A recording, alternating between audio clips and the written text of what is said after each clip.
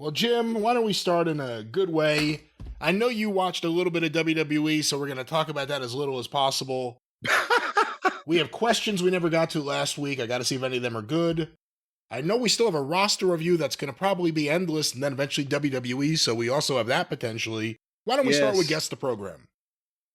Okay, you're confused. Brian, I lost you on the far turn, but you got me with Guess the Program. All right, of course, Guess the Program is where I go through programs in my collection, quiz Jim about all the details he can give us. The date, the location, the street address, the phone number, the promoter, the timekeeper, and of course, the ringside physician. Let's start with this one. This is an interesting one. I hear you shuffling your pages now. The first event, a Wrestle Royal.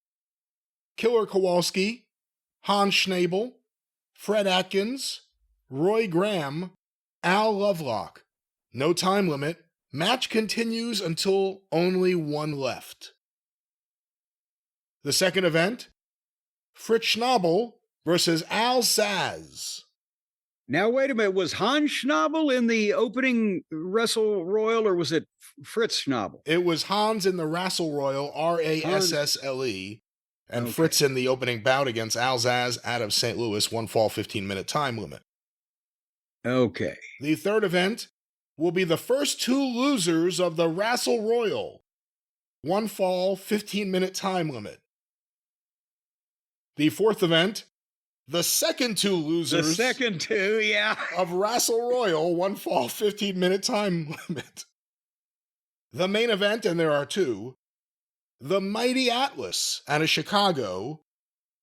He is a champion, I will not name the title he has, versus Duke Kiyamuka out of Honolulu, 2 out of 3 falls, 1 hour time limit. And the main event, the world champion Lou Thez, St. Louis, versus the winner of the Wrestle Royal. Oh, Jesus Christ. And I'll tell you who it was. Killer Kowalski, 2 out of 3 falls, 90-minute time limit. Oh, boy. By the way, it says referees. There were 2 referees for this match. One of them, I will say, because the other one may be a giveaway, one of them is Al Lovelock, who was in the Wrestle Royal. Well, and Al Lovelock worked later on as one of the great Bolos, did he not? That was the beginning of the Assassins, I guess you could say. Yeah, who was the other referee, or does it name that person? The other referee is Leo Voss. Oh, okay. So, Killer Kowalski, obviously, everybody knows we need not go into his biography. Fred Atkins later on was a popular figure around Toronto, including being in The Office for a period of time, and didn't he referee for a while? Which Graham was this? Was this Bobby Graham? Did you say? In the Wrestle Royal, it was Roy Graham. Roy Graham. So might as well be Telegram. I don't. Poor Al Zaz and Fritz Schnabel were just in there to really kill some time so that the guys didn't have to come right back out and wrestle their singles matches out of the Battle Royal. The Mighty Atlas was Morris Shapiro. He was a bigger star probably than anywhere or at any other time off Chicago TV in the 50s, right? Duke Kiyamoka would go on to settle in Florida. Thez being the champion against Kowalski. We're in Texas because of Leo Voss, I would think. That's why I was trying not to give that one away. Uh-huh. You asked. But he's on the card. See? So I didn't cheat. So the question is, I don't think this is a lineup worthy of Houston, but we're somewhere in Texas, and I would have to think it's the mid 1950s. 1955 Corpus Christi. The date, Tuesday, December 18th, 1951. Dallas, Texas, the Sportatorium. Dallas, okay. Yeah. Now, this is the end of 51. This is months before the Dallas Wrestling War would break out. On page 2 of the program here, Dallas mat fans set new records. Dallas again leads state, top mat city. Dallas did it again. Once more, promoter Ed McLemore reports that more people went to the Sportatorium wrestling matches than did in any other large or small city in Texas. Since McLemore and matchmaker Doc Sarpolis took over 13 years ago, Dallas has shown a considerable increase. Even last year's record year was topped. The attendance average per card was 5,578. Jesus! Tonight's Parade of Stars and Championship program should considerably boost the average. On the last card of last year with Luthez in a title match, 6,288 was the attendance. So let's stop there. I was about to say, I'll stop you there because, as you mentioned, this was before the promotional war and it's before they set fire to the Sportatorium. It seated more people. How many did it seat when you worked there? I'm going to say, see, they didn't give us a ticket, manifest or a seating chart or whatever for the Sportatorium especially, but the money with the ticket prices that they were charging and a sellout when we were there, which they were doing quite often on Fridays. I'd have to look in my book, but I remember it's somewhere around 30 grand. So I would think that probably around the high 4,000s of people. Some people you say the 5,000 seat Sportatorium or whatever, but 40 something 100, 5,000, somewhere around there. But the thing is, remember, we've talked about when people who have seen the world-class TV tapes look at the shot of the ring from the hard camera that they would use, to the left, there was just a big blank wall past the ringside, right? And you would see across the ring, you'd see all of those bleachers that went all the way up, and it would go all the way around to where the wrestlers would come down that hill and fight their way through the crowd, right? As far as the girls wanting to love on the Von Erichs and the Fantastics. But one side of the building is just a tin wall. When they set fire to the fucking building in 1952 or whatever it was, when they rebuilt it, instead of, the whole place didn't burn. So they just chopped off the side that burnt and put a straight fucking aluminum wall up.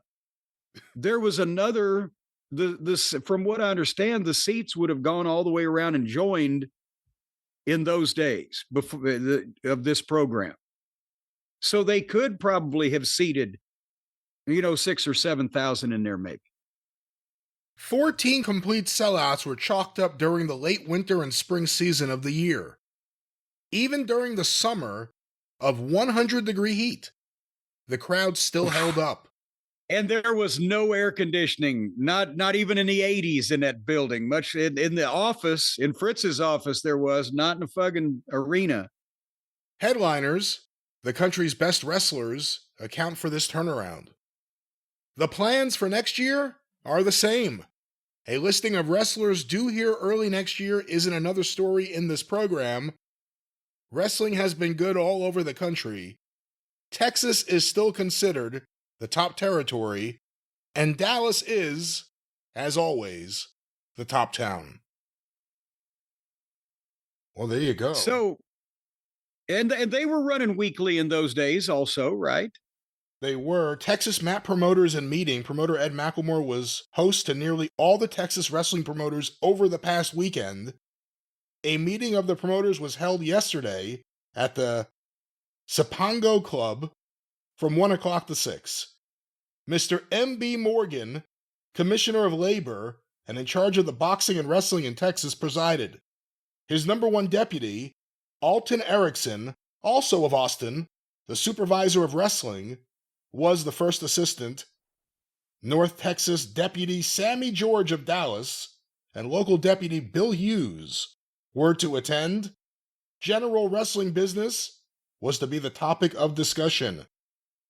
Texas promoters slated to attend are Morris Siegel, Houston, Frank Brown, San Antonio, Norman Clark, Galveston, Dory Denton, Amarillo, Owen Davis, Austin, Barney Myers, Corpus Christi, Sam Menaker, El Paso, Sled Allen, Lubbock, Joe Ramirez, New Braunfels, Vic Weber from San Angelo, Benny Wilson, Abilene, Texas, Dan Menaughton, Plainview, Doc Sarpolis, Dallas, F.E. Gerard, Tyler, R.G. McEllier from Fort Worth, and Ken Moore of Wichita Falls. That's a lot of local promoters. Well, and that's in those days. Remember 1951, they may not have any television presence yet, right? The national TV, Dumont Network, Hollywood Wrestling, etc. But in those days, every town had a local promoter because it was primarily radio and newspaper and posters and a guy on the ground making a deal with the building and making sure the chairs, whatever the fuck. And every town was kind of its own little fiefdom. But you bet Doc Sarpolis was instrumental in the Amarillo territory for Dory Funk Sr. for a long time. And another thing that struck me, how many guys do you know named Dory in the world? Outside of wrestling, I've never met any. Exactly. But in Amarillo, Texas, the previous promoter and top star, and he'd been a big name in the ring in his day, Dory Denton, ended up giving way to Dory Funk Sr. Two guys named Dory ran Amarillo, not related, ran Amarillo wrestling for fucking 50 years. Peanuts, popcorn, soft drinks, and coffee, 10 cents each. Popular Argentina Rocca to return. So a promising 1952 talked about here in this program. And Sam Menaker, by the way, he was a promoter in El Paso.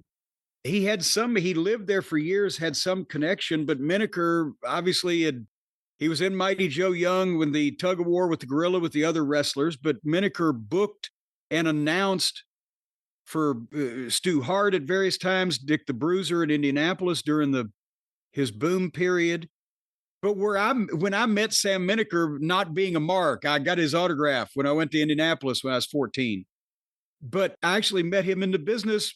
Crockett no, it wasn't Crockett. It was the Dallas office, World Class, ran El Paso, actually Fort Bliss, which is right next to it. It's an Army base. And he came to visit the boys. And this was in 1985. And he was living back in El Paso. Just a little trivia there for you. El Paso that he went to with the plane that he stole? I think it was. Well, he didn't really steal it. He just flew Stu Hart's private airplane after he gave his notice as Stu's booker. He flew Stu's plane down to El Paso, but he called to let Stu know where it was and so he could come and get it. All right, Jim, let's go to our next program here. I don't know for sure that the card took place, but the program may be enough to tell you something here. This is from a file I have here of things like this. The opening bout, yes. The Butcher versus Levi Banks. Okay. The second contest, Beautiful Bobby versus Captain Soul. Okay. The next contest, Johnny Ringo and Frank Rogers versus Gama Singh and Tonga Kid. The next contest, Shotgun Austin versus Mountain Man Goliath. I'm not sure this card did take place. You should still be able to guess the location and the date, I think. The Magnificent Zulu versus Big Tank Patton, managed by General Homer Odell. Oh. A 12-man battle royal, $50 each wrestler, $400 from the promoter, means $1,000 for the winner. Which isn't unreasonable. It's not like a $10,000 battle royal for this show. Big Jim Wilson And the Islanders, Afa and Sika, versus the Medics and Dr. Blood. And the main event, Super Assassin 1 versus Thunderbolt Patterson. I'll just Super Ass 1 versus Thunder. All right. Where do I start? This obviously is in the state of Georgia. One would be led to believe it was the Omni.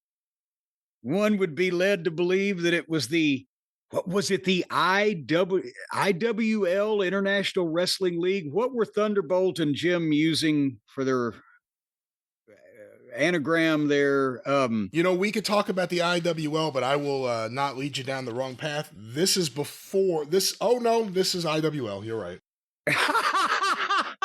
Oh no, never mind. Turn the page and there it is. Okay. Yes. Well, he used it a couple times. He liked those letters, but Thunderbolt Patterson and Jim Wilson were trying to run in Atlanta, and they were running shows that were basically to prove their claims that they had been discriminated against by the NWA and antitrust, racial discrimination in Thunderbolt's case, and sexual and or just discrimination against anybody with bad haircuts in Jim Wilson's case. And they were able to get the Omni. I think, didn't they threaten the Omni too with, if you hold us out, we'll sue you? And they were actually organizing protests of the few wrestling fans that would show up to carry a picket sign for a fucking unfair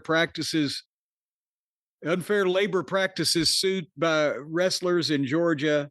It didn't fucking fly, but they got in the Omni a couple times. This was not the first one. So that's why you said the show may not have happened. And I was just going to say, running down the talent, the Tonga Kid and Afa and Sika, the Islanders are the only, recognize, and Tank Patton with Homer Odell. I don't know how they got involved. The Magnificent Zulu was way past his prime, which was not very good in the ring. And do we have any idea who the Super Assassin number 1 was? Because again, Jody Hamilton, Tom Ernesto, the Assassins were the big team in Georgia wrestling, so they're trying to leech off of that. But I don't know if Shotgun Austin or Man Mountain Goliath ever made it. Johnny Ringo may have been a big star if he had kept with it. Would this have been Jesus Christ? That's the only thing I'm not sure of, because this is not one of their later. They tried again after this, I believe. I'm going to say because of Tank Patton, Homer Odell, and the Islanders at that point, I'm going to say this was 1979.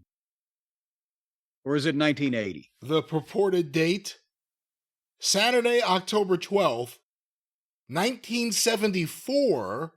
What? The City Auditorium, Atlanta, Georgia. You're kidding. Where did you find that? This program is astounding. Let me read a few things in here. I never knew they tried that this early. Before the City Auditorium. Not even the Omni. On one page, it says International Wrestling League Limited. On the next page, International Wrestling Limited. So I'm not sure exactly what the name is. Here's the National Board of Directors and the Executive Committee. The President, Thunderbolt Patterson.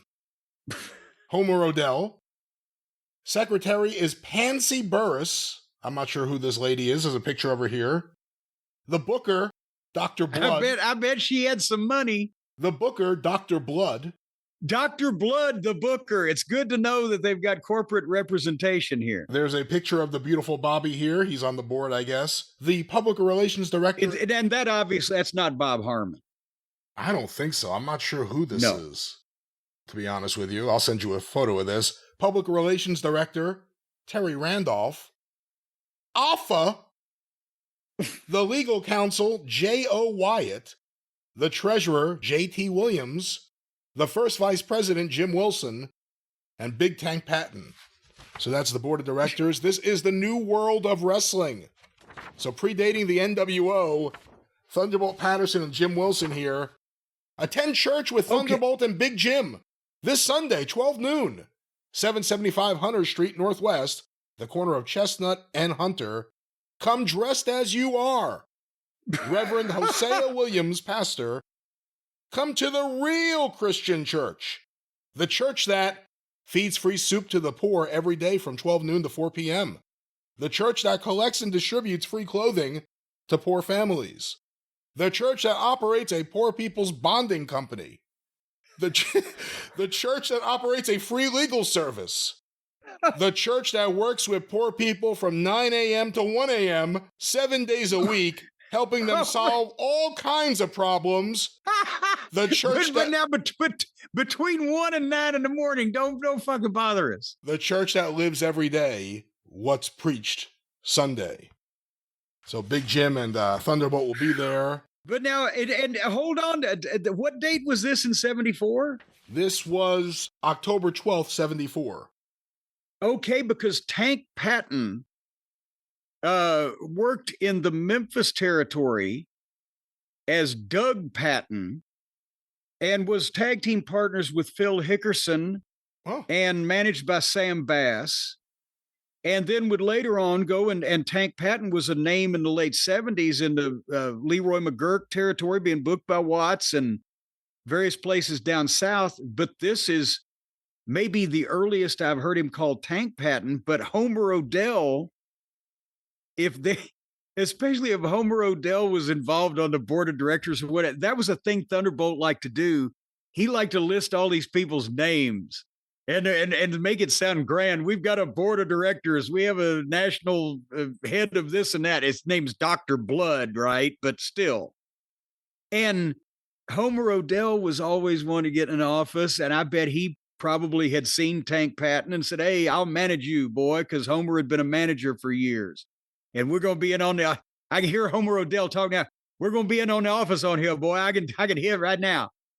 And I think Tank Patton would end up in Memphis about 6 weeks later. So this didn't take off. Well, the opening page of the program here. Do you need more money? Well, join us in the greatest money-making venture ever to hit Atlanta. For black and white and rich and poor. Is your future secure?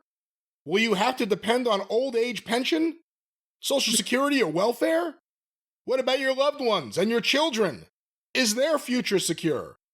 What would happen if the good Lord decided to take you out of this world today? Well, and see, going back to my tornado talk, you never know. How does it work? We are accepting 1,000 charter members in our $10 per month investment club. Oh, no. Each member invests $10 per month. With 1,000 members in the club, we will have $10,000 per month to invest. Placing this in a bank savings account for 1 year will give us a grand total of $120,000 to start our business and allow us to work for ourselves. Wait a minute, paid in a savings account. I know back then they paid interest, but still, we're going to take your money, we're going to put in a bank and draw interest. It's not even a goddamn pyramid scheme or some kind of stock scam. How will we build a major business?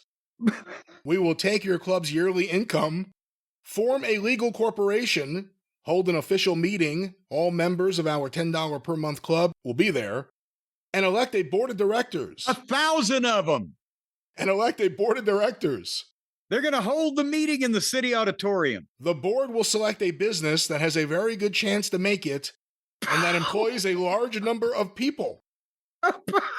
We can then go to a bank with our business proposal and our $120,000. All 1,000 of us are going down to that bank. My God, and we're going to get what we want. And our $120,000 cash dollars and negotiate a plan for at least $500,000 to finance our business. Lord. Then the board will get the Small Business Administration of the federal government to participate through its 1 to 10 plan. If we have $120,000, the SBA could loan us 10 times that amount, which will be $1,200,000. We can build, and this is all in caps, we can build one of Atlanta's largest and biggest money-making businesses. The SCLC's $10 per month club has the answer. How do you become part owner in our company? Fill out the following application, attach $10 in cash, money order or check, made payable to the SCLC. Preferably just cash. Wait a minute. SCLC, what is he saying that stands for? I don't know if they said it here, actually. Because that's the Southern Christian Leadership Conference. Oh, well. But that ain't it. The organizer of this is State Representative-elect Reverend Hosea Williams. Oh, Jesus Christ. That's Thunderbolt Patterson was writing up this goddamn scheme of whatever and using. This is a recognized pastor in Atlanta, and the SCLC is a Southern Christian Leadership Conference. And Thunderbolt's trying to say, this guy's involved. Give me $10 a month. And this plan of how he's going to build the big. If he's printing the plan of how he's going to build this business, why can't these people then just do it without him? He's let the secret out of the bag. If this worked out and 1,000 people gave $10 and they finally had this big meeting, what do you think the chances are that the business they would decide to invest in would be a professional wrestling company run by Thunderbolt Patterson? Probably pretty good. Well, we have a letter here from the Reverend Hosea Williams. Why I organized IWL, the International Wrestling League. And this is under the rationale behind organization. Okay, now, if he was in on it, then maybe what's happened to Hosea Williams in the last 45, 50 years? I don't know, but this is the rationale behind organizing. Like any other human rights struggle, I became obsessed with the representation and exploitation of wrestlers. As the late Dr. Martin Luther King Jr. once said, "Truth crushed to earth will rise again." Well, like blacks, wrestlers are rising up in the sun of manhood. As I learned the truth about the enslavement of wrestlers, I could not help from yielding to what Victor Hugo said, "All the armies are not as powerful as an idea whose time has come." So with my organizing experience, backed up with the ability of the SCLC and the determination of wrestlers, together, we will not only economically emancipate wrestlers, but will elevate the sport of professional wrestling to a respectful height. Signed, the Reverend Hosea Williams. And then here's Hold on. I have just typed in his Wikipedia. He was didn't die until the year 2000. American civil rights leader, activist, ordained minister, businessman, philanthropist, scientist, and politician. Martin Luther King Jr.'s inner circle. Oh, wow. It has background here. It has early civil rights activism, political career. He ran for senator, Georgia governor, etc. at various points in time. I'm looking for wrestling promotion. I'm not seeing wrestling promotion. I'm saying, well, when he ran for mayor of Atlanta, I'm not seeing, oh, wait a minute, hold on here. In 1974, Williams organized the International Wrestling League based in Atlanta, with Thunderbolt Patterson serving as president. And that's all it says. We have something here from Thunderbolt Patterson. Why I left the alliance. I love wrestling, as well as O.J. Simpson loves football, as well as Hank Aaron loves baseball. But wrestling promoters don't like me. It's not just me being enslaved and robbed. 99% of all wrestlers are dehumanized the same. it's not a racial thing. White wrestlers catch just as much hell as black wrestlers, other than in areas of promoting. There have never been any black territory promoters. Yes, I was making $60,000 a year, but according to the houses I was drawing, I should have been making $300,000 a year. And it's not just what promoters have done to me. I am more interested in what they have done and are doing to 99% of the other wrestlers. For the past 10 years, I've seen wrestlers mutilate their bodies, break their bones, and bust their heads for salaries that barely afforded their families a decent quality of life. Yes, promoters have made millions, but the wrestlers were paid pennies. And there's an official statement from Thunderbolt. At least he's consistent. The purpose of this, to liberate professional wrestlers, not only mentally, but also economically, and to make professional wrestling a free enterprise business. But, you know, at the same time, can you believe that Thunderbolt Patterson was able to sell Hosea Williams on the idea of, well, he organized the IWL and then they didn't run anything and it didn't happen, but just that he was lending his, Thunderbolt had a hell of a line to him. That this guy that was, you know, running for fucking offices around the state was going to also be in a wrestling program where the guy said, what we're going to do is give us $10 a month, 1,000 of you, and we're going to put it in the bank and then this, that, and the other thing. What the fuck?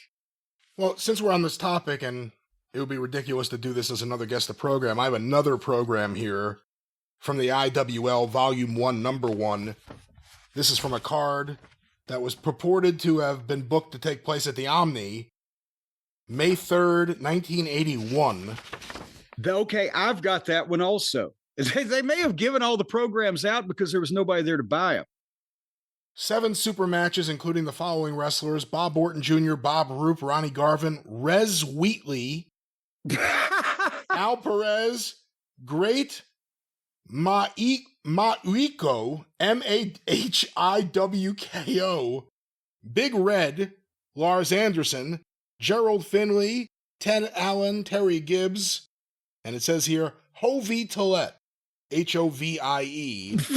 And then the other 2 matches. Louis Tillett, by the way. And by the way, almost all those guys were people who lived in Georgia, guys in the business that lived in Georgia at that time. And the 2 matches listed, Big Jim and Chief Jay Strongbow versus the Samoans, and Thunderbolt Patterson versus the Sheik.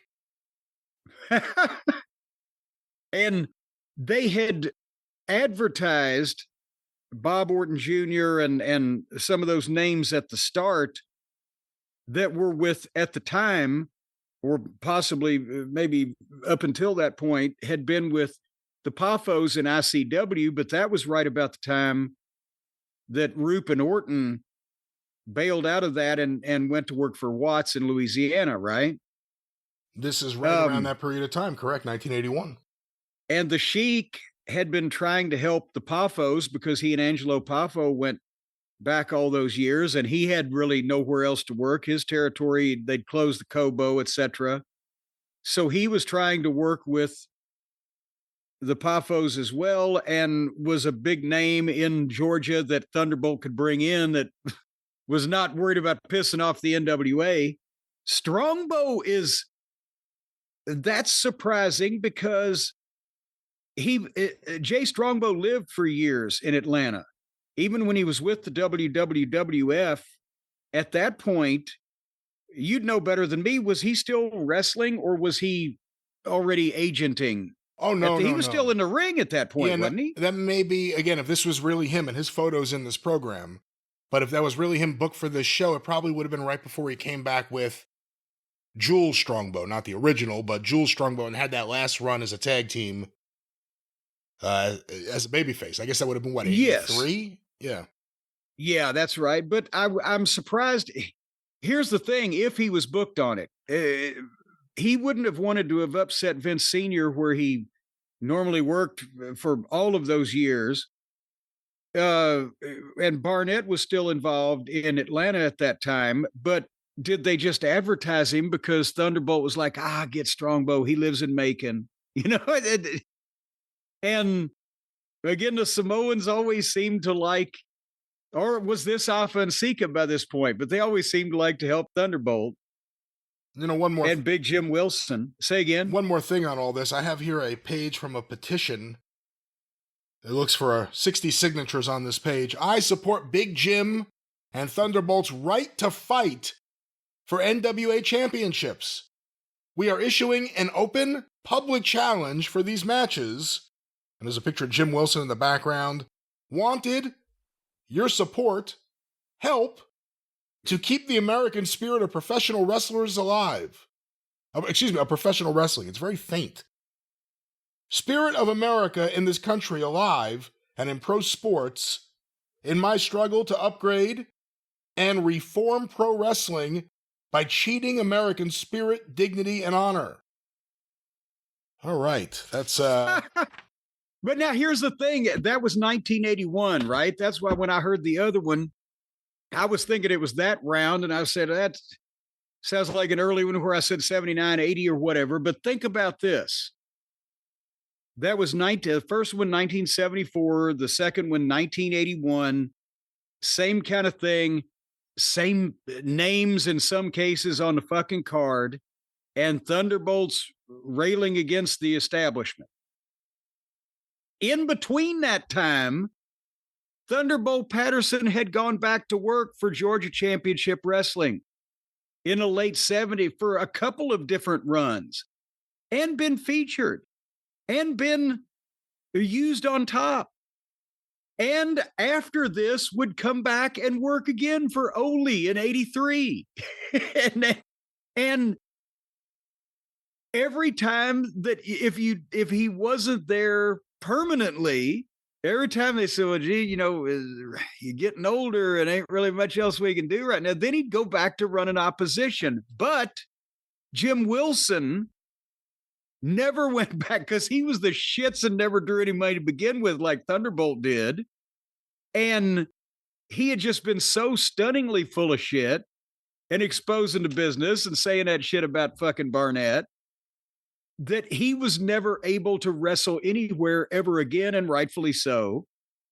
But every time that Thunderbolt would get pissed at the office, he must have called Jim. Well, okay, Jim, I'm mad at him again. You want to fucking do it? Okay. Doop. I'll be right back, T-Bolt. And actually, what the fuck? On the back of the petition, it has a copy of a newspaper article. It doesn't have the date, by Daryl Simmons, Journal staff writer. Wrestlers win rounds 1 and 2. The antitrust suit against the National Wrestling Alliance and Georgia Championship Wrestling, brought by former Georgia All-American football player Jim Wilson, will continue in federal court here. U.S. District Court Judge Robert H. Hall has issued an order denying the defendant's motion for summary dismissal of complaints brought under the Clayton and Sherman Acts of antitrust law. Here's a quote from Jim Wilson. This now opens the federal courtroom for us, and I'm encouraged about my chances now.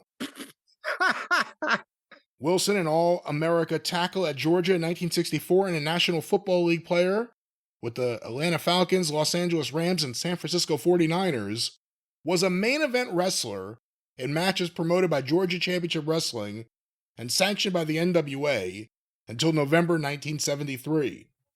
Well, let's stop there. That's one of the issues with Jim Wilson's stuff. Even when he has legitimate complaints, he says he was a main eventer. He was never a main eventer in 73. No. In the middle of the wrestling war? Well, I mean, he may have main evented fucking Sneedville, Georgia at the high school back in those days on a B show or something. I mean, at some point, anything could happen. But no, it was ridiculous. And that's why, again, another part of his story was that they told him, oh, you're going to be the NWA world champion. We're going to make you the champion. But you won't sleep with Barnett.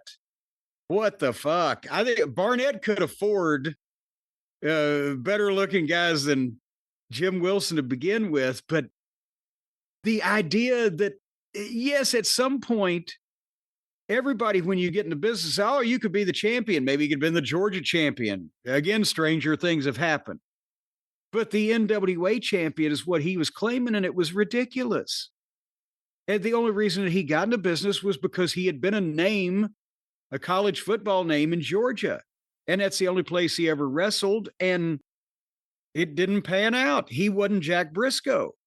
But then he spent the next fucking 15 years suing everybody because they couldn't recognize his fucking greatness. Of everybody that's ever had a gripe about how they've been treated or screwed on money or whatever in a wrestling business, Jim Wilson wasn't one of them. But he was the most persistent. The suit, which has been in litigation since 1976, contends the NWA and GCW had blackballed Wilson as a wrestler because of his starting a rival wrestling organization. In addition to the NWA and GCW as defendants, individuals named are Paul Jones, president of GCW, Tom Renesto, a booker for GCW, James Barnett, majority stockholder and chairman of the board of GCW, Fred Ward, GCW vice president, and Eddie Graham, president of the NWA. In September 1974, Wilson and another wrestler, Thunderbolt Patterson, who was one of the strongest draws among black wrestlers, were instrumental in forming the International Wrestling League. The league, according to Wilson, sought to compete with National Wrestling and tried to establish medical insurance and retirement benefits for wrestlers. My God, you know what? We were still hearing this 5 years ago, right? Well, 10 years ago, when Shane Douglas bought that line of shit from that guy. He was telling people, oh, this is really going to happen. That's what Cody said was going to happen with AEW, if you remember those early interviews. Yes, it never ends. Which was unheard of at the time. The founders also hoped, Wilson said, to develop sophisticated marketing techniques for jackets, bags, and other novelties, the proceeds of which would be used to fund the benefits. But Wilson's lawsuit maintains, in addition to systematically blacklisting any wrestlers who associated with the fledgling league, the officials of National Wrestling allegedly sabotaged the league's bouts and attempted to harass or bribe wrestlers into staying with National Wrestling as part of a conspiracy to restrain competition. The defendants answered, I don't know, Brian. How you gonna sabotage Beautiful Bobby versus Captain Soul? I don't know, but that's that program. That went long. One more program. We can't end on that one. Should I give you a... They did. Should I give you a layup? Let me see. This is an easy one. This would be an easy one. I'm revving up now. I got one. I'm going to get one here. Okay, well, what better time to start than now? Here's this program. Give me a second. I have to open this up. It's in plastic. Jim, the opening... buy this at a truck stop or what? Jim, the opening contest listed here... Actually, the intermission bout is the first bout listed. Jesus Ortega versus Cowboy Dick Hutton. Good Lord. Mr. Moto versus Rocky Hunter. John Paul Henning versus Carl von Schober. Televised bouts. Oh, these were all televised so far. Great Togo and Yoshimo Sato versus Sammy Berg and Don Duffy. Huh. And the main event, no TV, World Championship bout, 2 out of 3 falls, 1 hour time limit. The Destroyer versus Gorgeous George. Well, now we fully establish exactly where we're at. Don Duffy worked in the Memphis territory in 1973. I think he worked under a hood as the Scorpion, partnered with Jerry Lawler after Jim White left the territory, and then was partners with Crazy Luke Graham in a regular tag team. Luke Graham and Don Duffy. And I don't hear much about his name either before or since. Sammy Berg was a well-known West Coast name at that point in time. Mr. Moto, of course, one of the classic names of 50s and early 60s wrestling. Dick Hutton against, is that Bull Ortega, Jesus or Jesus Ortega? I believe it's Jess Ortega. I can't really. Jess Ortega. But Dick Hutton had been the NWA champion, and by popular demand, he was asked to leave that position. John Paul Hennig, famous babyface, was over in St. Louis at one point, remarkably so. Some of this is TV, some of it's not. But the main event with the Destroyer and Gorgeous George for the world title tells me that we are in the Olympic Auditorium in the very early 60s, because if it was after Christmas of 63, George would be a zombie. But it's the WWA title that was the California World title, and I think it's the Olympic Auditorium. And I would say it would have to be, what is this, the period of time where George was kind of needing the bookings? And that's another reason why some matches were on TV and some were not, because they were doing TV from the Olympic at that point. 1961. The Olympic Auditorium, the date, Wednesday, November 7th, 1962. The final match of Gorgeous George. I was going to say 62, and then I gave myself some space. Son of a gun. Wait a minute, you're a very morbid individual, getting all these programs from promotions that die, and then people that's their last match, and then they're dead. What the hell are you talking about? How does that make me a morbid individual? Well, you're very morbid. It's like you want to buy the car they shot Bonnie and Clyde in. No, I don't. But if there was a program, I may buy that program. But no, this is a famous wrestling card. I think it's an important one. Gorgeous George loses his hair and his career is over. So this was the hair match. I believe so, yes. And finally, Jim, I'll hit you with one last one because that was rather quick. This one will be two. Unbeknownst to me, I didn't realize that I bought a lot of 15 or 20 of this exact same program I've over and over again.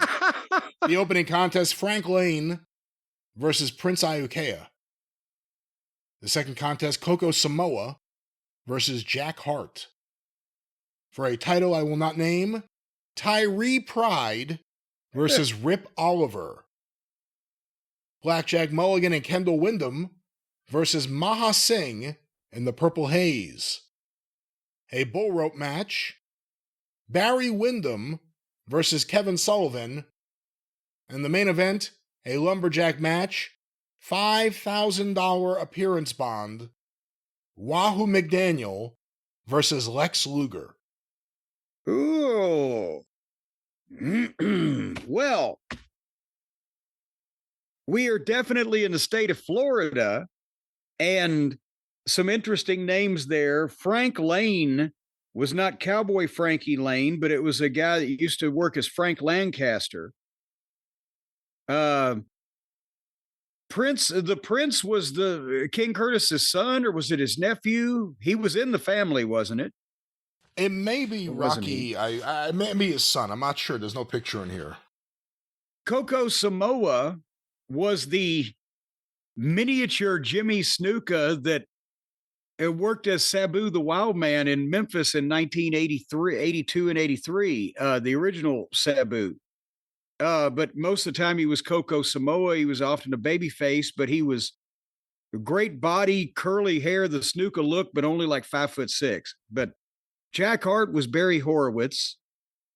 Tyree Pride was the champion of the Bahamas, and they used him in Florida because they ran the Bahamas, and if they put him on the television, he'd be even that much bigger over there. Pun intended, because he was like, what Tyree Pride was like 175 pounds back when that kind of thing wasn't done, wasn't he? Am I remembering correctly? He was not a bigger guy, and I don't remember him wrestling too many places other than where he wrestled. Rip Oliver, of course, mostly known for the Northwest and Don Owens promotion, Portland. He was the guy that Billy Jack brought with him to Dallas that was featured in the Billy Jack Dark Side of the Ring. And of course, Blackjack and Kendall. And that narrows down the year here just a bit, as does our main event, which we'll get to. And Barry wound up being on a card against Kevin Sullivan. And then the lumberjack match with Wahoo and Luger, that puts it, Luger didn't start until 85, and he was in Crockett by 87. So that really narrows our time frame. And from the size of this card and the names on it, even though they weren't doing super business at that point, this was right before Crockett bought Florida. So I'm going to say 1986. And is it Miami? Is it St. Petersburg? Is it Jacksonville? Let's go with Miami in 1986. The date, Friday, November 29th, 1986. Fort Lauderdale, Florida, the War Memorial Auditorium. Son of a bitch. I was 30 miles off. The front page is Abuddin awaits within. What new madness has come upon the Prince of Darkness and his followers? What secrets did Kevin Sullivan learn on his visit to a remote South Sea island, location which was once thought to be a land of paradise? That's some tortured grammar. Male chauvinist pig of the month, Maha Singh, Big Gloria tells all. November is drawing to a close, and of course November is the month in which Thanksgiving occurs. Thanksgiving Day is traditionally celebrated by having turkey for dinner, which reminds me that there is one turkey who probably didn't get invited to dinner by anyone. I'm talking about Bob Roop, also known as Maha Singh. The reason why Roop probably ate Thanksgiving dinner out of a brown paper bag these many years is that nobody likes him. One of the reasons why nobody likes him is that he's a male chauvinist pig, and a turkey who is also a pig really does have problems. Thus, it seems particularly appropriate that the male chauvinist pig of the month for November be none other than the one who combines the attributes of both barnyard creatures, Bob Roop. Woo!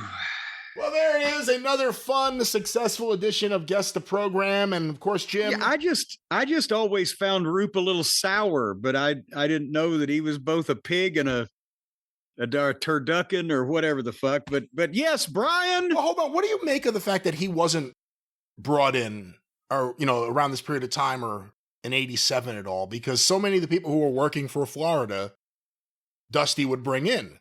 Barry Windham, Lex Luger. Again, those are young main eventers, but Kevin Sullivan would make it up there. Roop never made it out of Florida again. Why do you think that is? Well, do you remember that when Crockett took over the Atlanta office in '85, Roop was there. And Roop worked for a brief period of time continued working for Crockett in summer, fall of '85 on the West Virginia towns we were going, in the Ohio towns, and et cetera. And then that's when Roop went somewhere else. I can't remember. And I never saw Roop again. I think besides the fact that he was getting a little older and a little fleshier at that point, he was just so goddamn unexciting and also so dreary to me. It's like he was always just, we call Bobby and Dennis and I called him Droopy Roop. We'd see him in the hotel lobby, morning, we're about to leave for a town. Morning, Bob. Morning, boys. And plus I believe that because Slater had been the booker for the Atlanta end when Crockett first absorbed that, and Dusty, relieved him of that. I think Roop thought he was going to get in the office. I don't think Dusty wanted Roop in the office, and I think they parted ways, something like that. Yeah, I don't know what that relationship was like. They were both big stars in Florida. I once asked a wrestler, and I won't use their name, about Bob Roop, like, why wasn't he a bigger star or whatever? And the answer I was given was, nobody wanted a chubby Jack Briscoe. But Jim, that was Guess the Program, and maybe one day I'll say, I have so many programs, I have extras, I need to sell some of these. Or perhaps mom and pop businessman out there says, I have so much stuff, I need to start selling them. Or maybe they start a business. Could be a number of reasons. Yes, maybe mom and pop just decide, hey, we got too much shit. We're just going to sell everything we've got and move to some nudist colony in Greenlawn, Indiana. Well, that may not... How'd you like to see your mom and pop naked wandering around in the woods with other people, folks? The woods? Well, that's where it is. You can't just be wandering down city streets naked. There's laws against that. I've never actually thought about this. If there was a nudist colony, are they typically in the woods? Is that where you have these kind of things? Oh, you got to put them back behind trees because there's nothing else to cover those things up. What about ticks? Well, ticks can buy their own fucking clothing. And you can't hardly cover much up on a human being with a tick. Well, Jim, imagine if instead of fig leaves, it had been ticks over those classic paintings. Well, people would have got arrested for pornography. Folks, I'll tell you one thing that you can't do with our friends at Shopify is sell pornography. Now, they're not going to allow anything like that unless they get a bigger cut. Let's talk about regular, everyday sales and items. And let's say perhaps you make candles. Let's say you like to paint pictures. Let's say you make an interesting craft that's unique to you and proprietary to you, and you want to sell candles. You mentioned candles. My aunt went to a girls' school. They had a tradition about candles. Lights out at 9, candles out at 11. But I'll tell you, folks, if you have something that you want your mother and father to sell, maybe you just want to have your mother and father just sell everything they've got. Just get it out of the way now while there's still time. If you want to start a business, there's no better way in the world to do it than Shopify, because our friends at Shopify, boom, make a lot of people money. Shopify is the commerce platform behind millions of businesses around the world. 10% of all the e-commerce in the United States emanates from Shopify because they're very commercial, and you can get started with your own design studio. They've got hundreds of ready-to-use templates. They help you build beautiful online stores. They're packed with helpful tools that write product descriptions. They enhance your product photography.